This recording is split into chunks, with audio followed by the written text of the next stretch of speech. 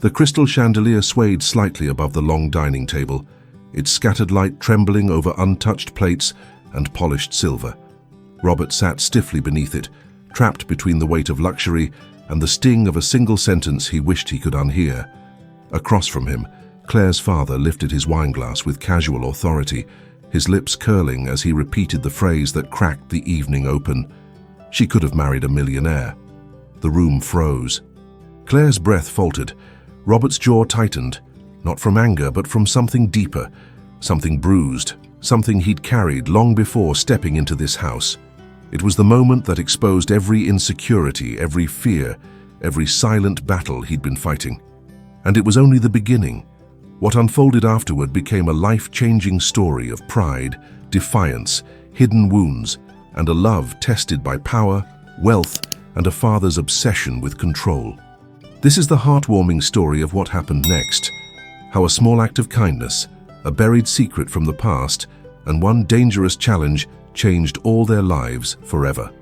Before we begin this emotional story, tell us in the comments from which city you are watching, and don't forget to leave your like to keep following us. The chandelier shimmered above the long dining table, scattering fractured light across the polished glasses and untouched silverware. The room carried the soft hum of a wealthy home in Chicago's Gold Coast, a place where silence felt rehearsed and every gesture had a price.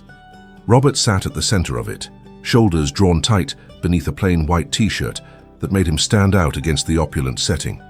He kept his hands clasped, knuckles pale as if holding himself together was the only thing stopping him from breaking. Across from him, Claire's father leaned back with a posture that came only from decades of comfort and authority. His suit was immaculate, his smile politely sharp, and the wine swirling in his glass matched the deep red of the curtains behind him. Claire sat beside Robert, one hand hovering near his arm, torn between calming him and defending him. Her breath trembled just enough for him to notice. The fork at Robert's place setting remained untouched. He focused on its reflection, avoiding the older man's gaze.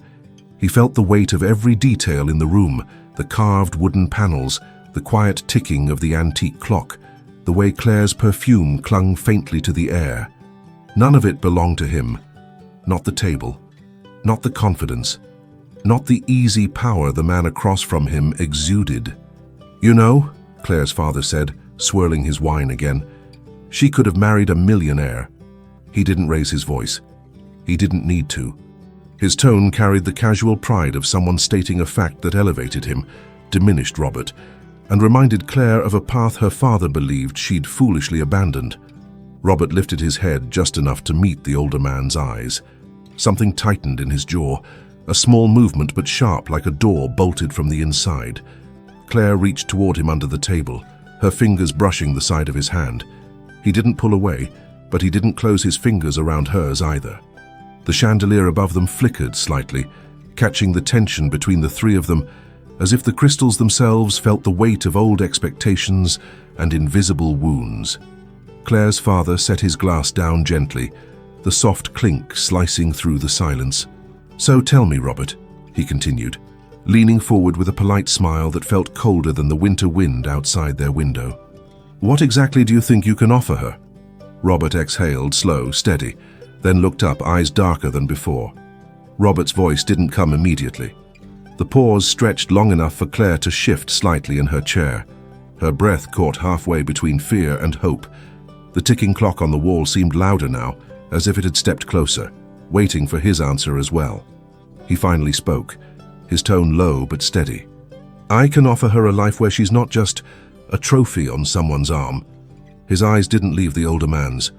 "Where she's seen, heard, respected." Claire blinked, her lips parting just a little, not in shock but in something softer, something wounded that finally felt acknowledged. Her father, however, let out a quiet, amused exhale, the kind a wealthy man used when reminded that not everyone at the table played by the same rules. "A poetic answer," he replied, adjusting the cuff of his tailored sleeve. "But poetry doesn't pay for stability, or homes, or futures." Robert felt his stomach twist. Not because the man was wrong, he wasn't. The bills stacked on his dresser at home didn't leave much space for pride. But there was something about hearing it laid out like this, under a chandelier worth more than his annual income, that made his chest burn with a mix of shame and anger he'd learned to hide. Claire leaned forward.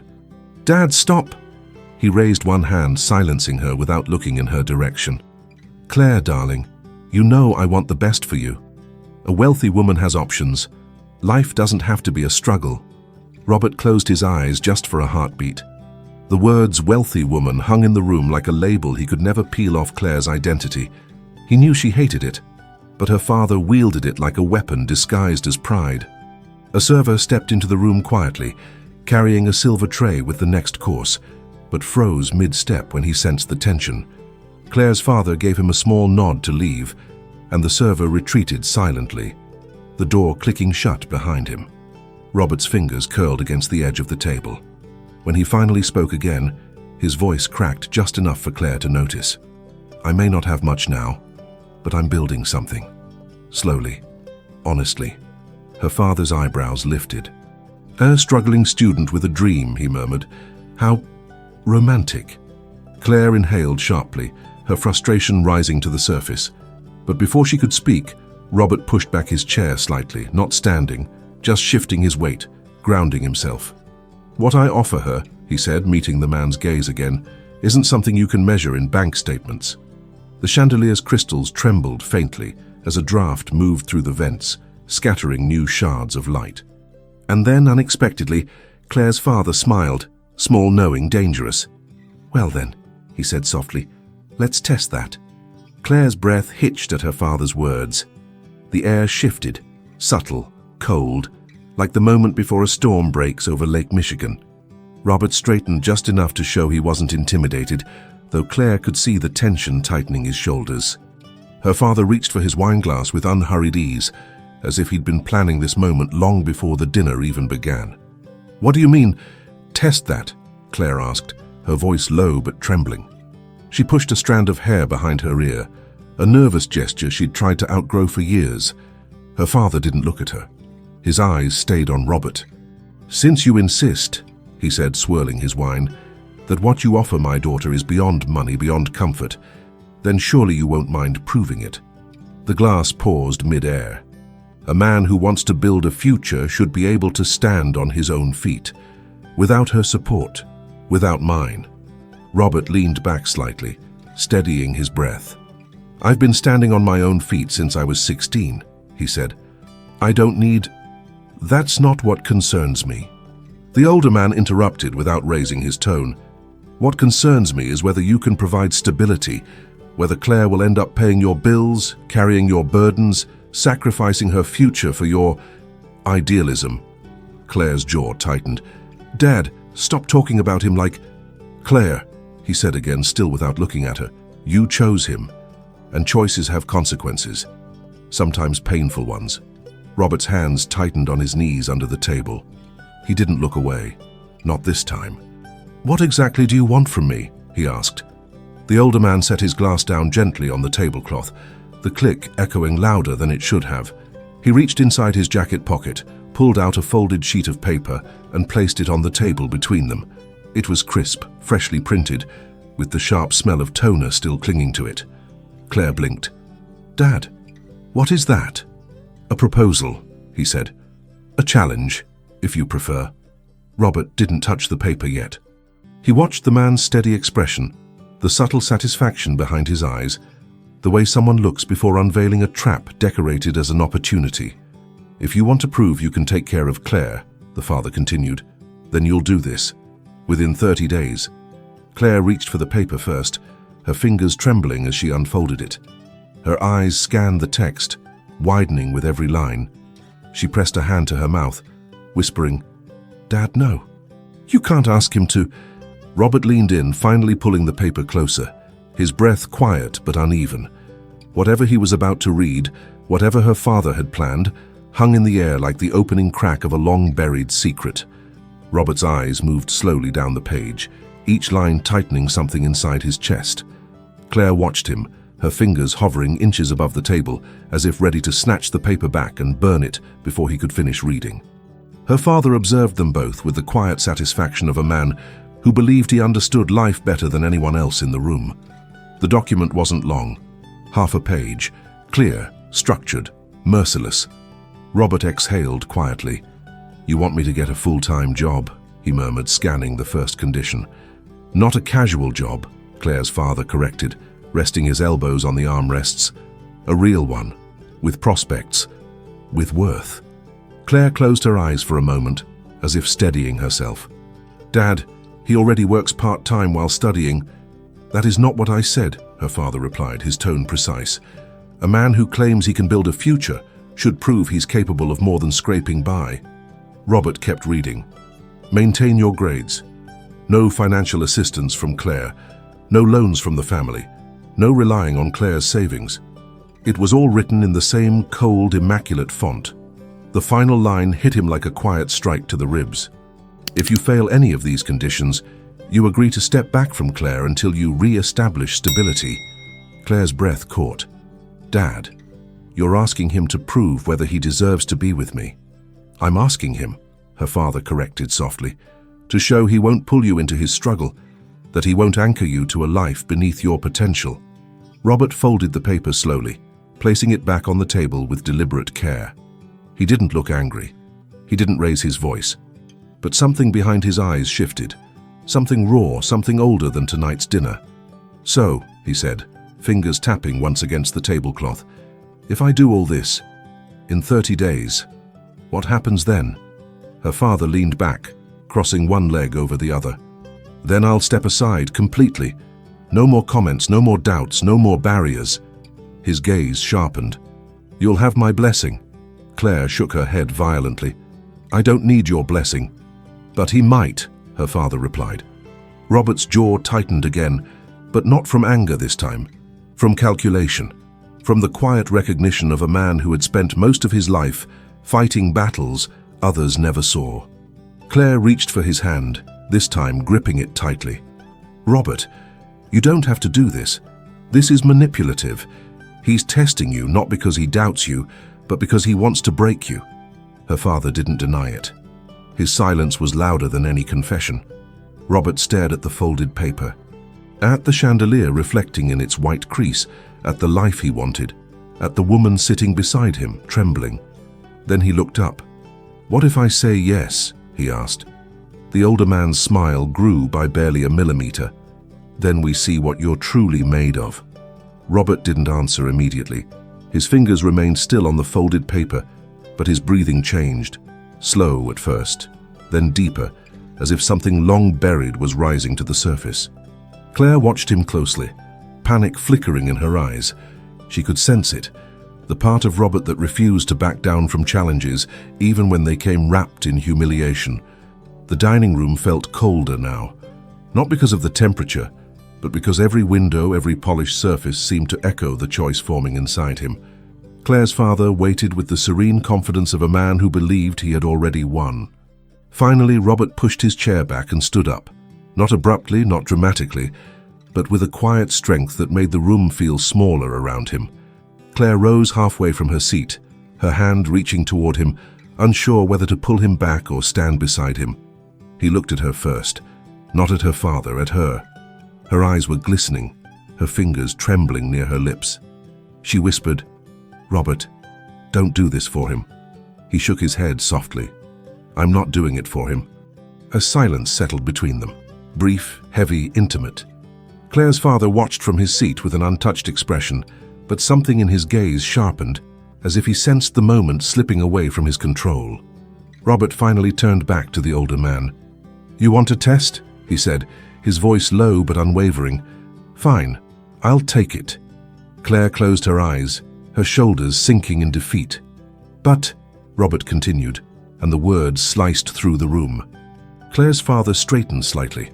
Robert placed the folded paper in the center of the table. "If I'm going to do this, then I'm doing it on my terms, not yours. I won't be measured by how much money I make in a month. I'll be measured by effort, consistency, integrity." Her father let out a quiet breath of amusement. "And what exactly does that mean?" "It means," Robert said, "I'll take the challenge, but I won't let you use it to control Claire. If I succeed, you don't just step aside. You stay out of our decisions, completely, and you stop treating her life like a chessboard." Claire opened her eyes suddenly, stunned. Her father's fingers drummed once against the armrest. Bold words. "Necessary," Robert replied. The older man studied him for a long moment. Too long. The chandelier hummed softly above them, its light shifting over Robert's face. Then, unexpectedly, Claire's father nodded. 30 days, he said. We'll see what a man's determination is really worth. Robert didn't sit back down. He reached for Claire's hand instead, the faint tremor in his touch revealing just how much the moment cost him. As he led her out of the dining room, her father's final words floated behind them like an unshakable shadow. Remember, Robert, some men rise in 30 days. A pause, and some fall. The cold night air hit Robert as soon as he and Claire stepped outside the mansion. The heavy wooden door closed behind them with a muted thud, sealing her father inside his world of certainty and polished control. Out here, the world felt quieter, raw, unresolved, but somehow more honest. Claire wrapped her arms around herself, though the night wasn't cold enough to warrant it. Her breath shook as she stared at the dark driveway lighting up in intervals as the path sensors reacted to their steps. "You didn't have to say yes," she whispered. "And you didn't have to let him do this to you." Robert stopped walking. She almost bumped into him. He turned to face her, the golden glow from the outdoor lanterns catching the tension in his jaw and the vulnerability he tried so hard to hide. "I didn't do it for him," he repeated softly.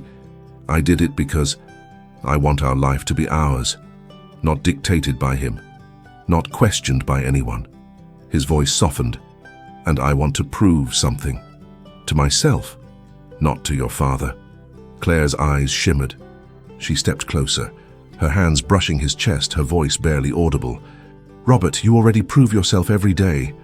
But he looked away, toward the street beyond the iron gates. His silence said it all. He didn't believe that. Not yet.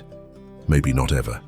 They walked to the car slowly, Claire's heels tapping against the stones with uneven rhythm. Before unlocking the doors, Robert paused, one hand gripping the cold metal of the handle. "Claire," he said quietly, "what happens if I fail?" The question hung in the air like frost. She didn't answer right away. She stepped closer, pressing her forehead against his shoulder, her fingers curling against his jacket. "Then we figure it out together," she whispered. "I'm not letting a piece of paper decide our future." He closed his eyes, inhaling the scent of her hair, faint jasmine, warm and familiar. It steadied him for a moment, but not enough to silence the gnawing doubt seeded earlier at the dining table. When they finally drove away, the mansion's lights shrank behind them, swallowed by the night. Robert kept his hands tight on the wheel, knuckles whitening. Claire watched his profile, the tension in his brow, the way he exhaled as if preparing himself for a marathon he hadn't trained for.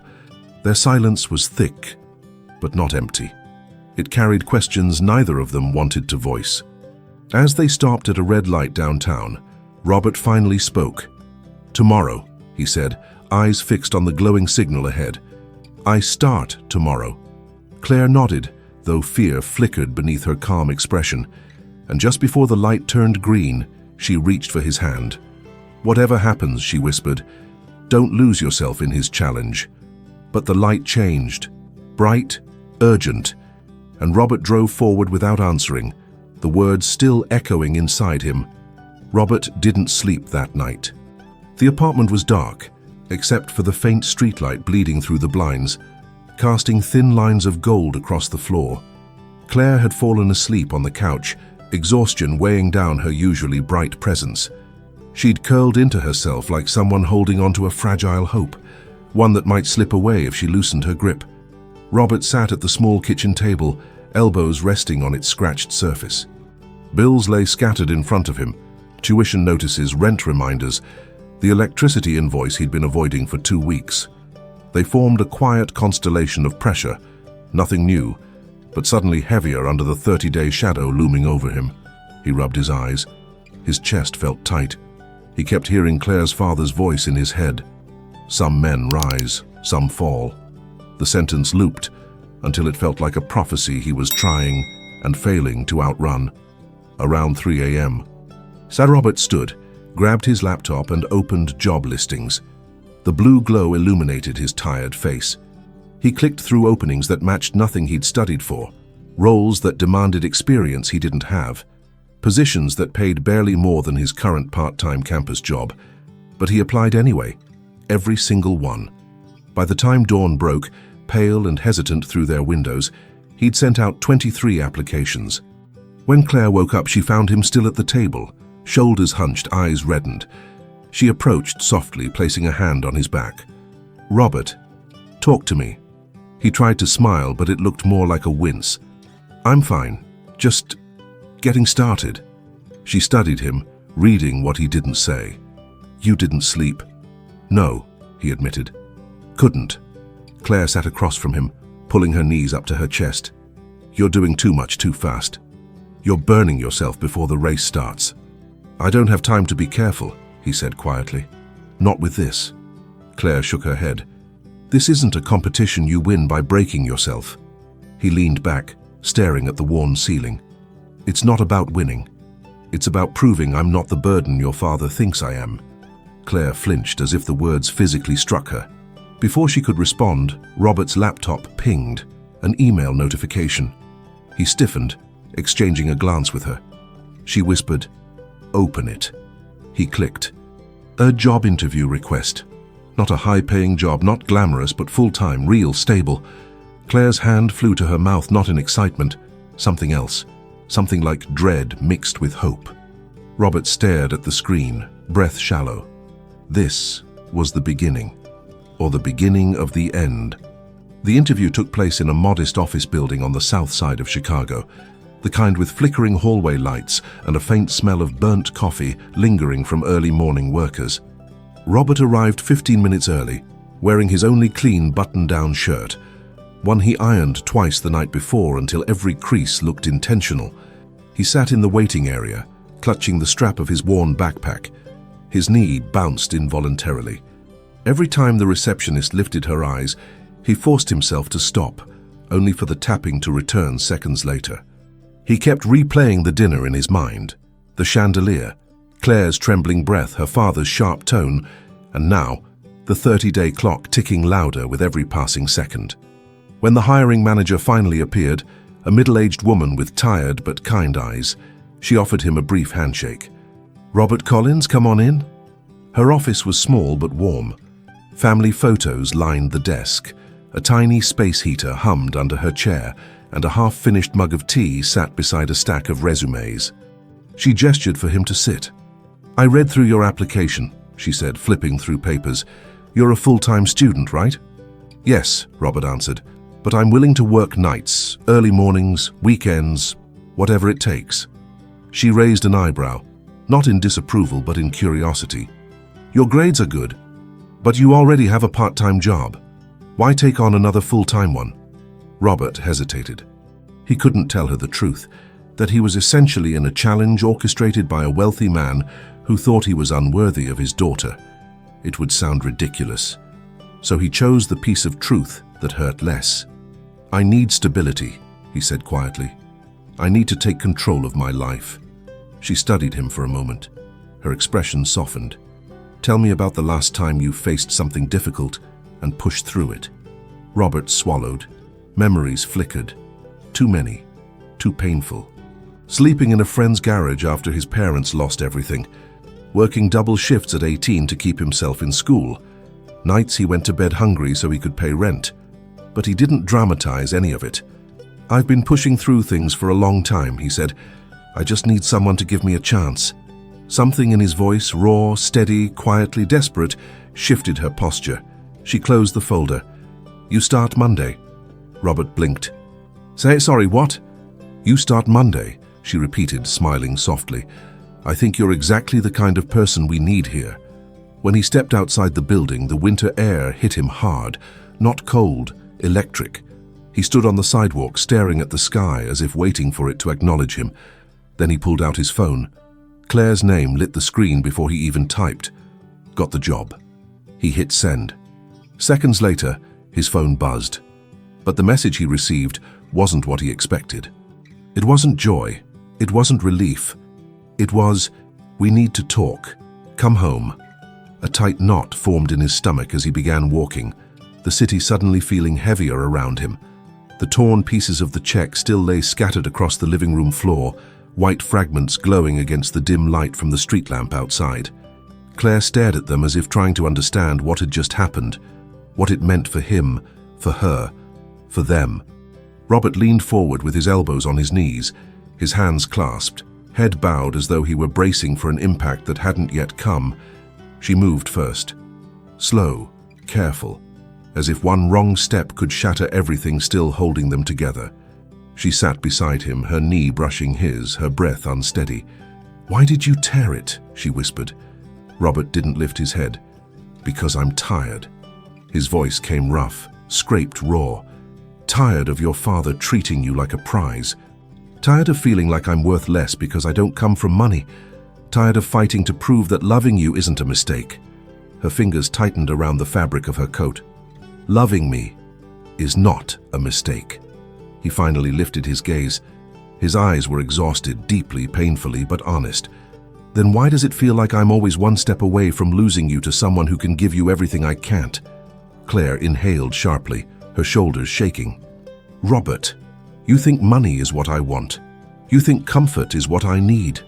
She shook her head, tears gathering at the corners of her eyes. "I need a partner. Not a millionaire CEO, not a wealthy man my father approves of. I need you." But Robert's silence said he wasn't convinced, not fully. Claire reached for his hand and placed it against her chest, right over her heartbeat. "Feel that? That is real.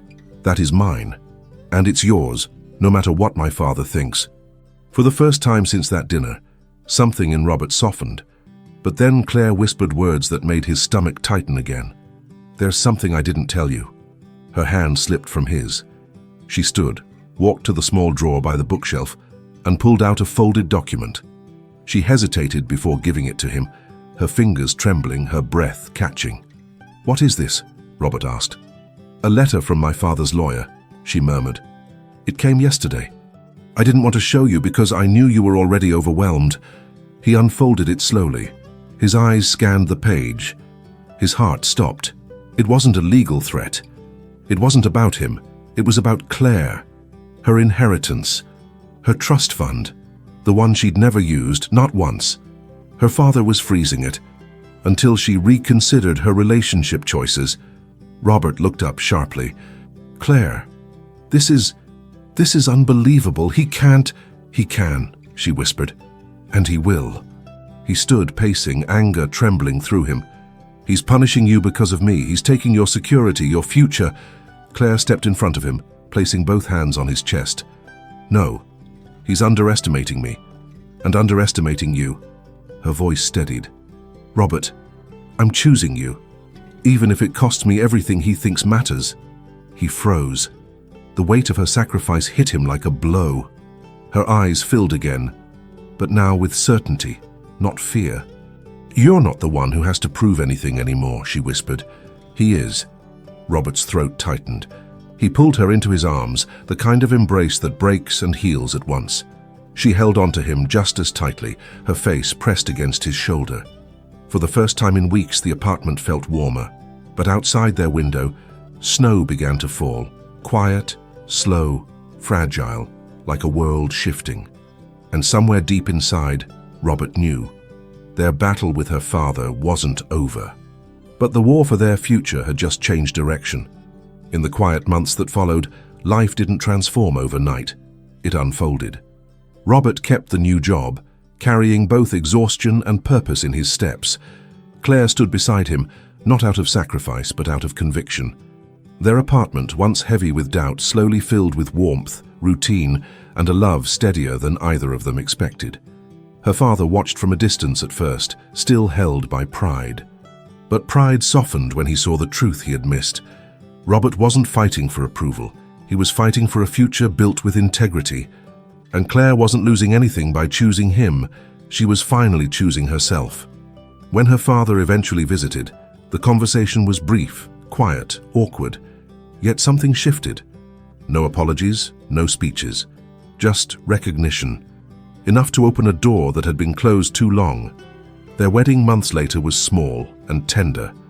On a corner table stood a glass frame holding the torn pieces of the check, a reminder that some of life's greatest turning points come disguised as tests. Claire's father walked her down the aisle with a humility unfamiliar to him, offering her hand to Robert with a nod that carried more meaning than any blessing spoken aloud. Their story didn't end with wealth or triumph, but with dignity, forgiveness, and the quiet certainty that second chances begin when people choose each other despite fear. Thank you for staying with us until the end of this heart-touching story. Tell us in the comments which moment touched you the most. Subscribe and turn on the bell to receive more stories that inspire and transform. Leave a like if you believe in the invisible strength of kindness, dignity, and family. And thank you for being part of this community that believes in stories with soul.